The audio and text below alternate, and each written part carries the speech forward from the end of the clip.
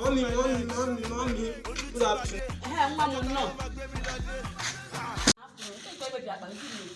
Na ọtazi mmasị teacher ya ahụ mommy, ọta mmasị teacher. Nwanne enyi ọ bịa na class anyị sign na 6 plus 3 no equals to 9.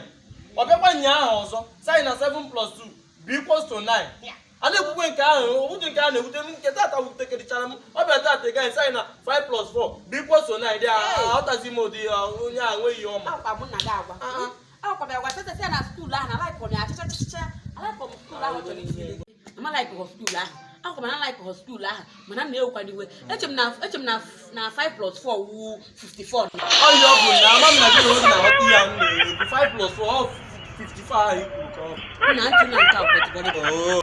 Thank you for watching that funny Red Comedy TV and please Like, comment, and subscribe.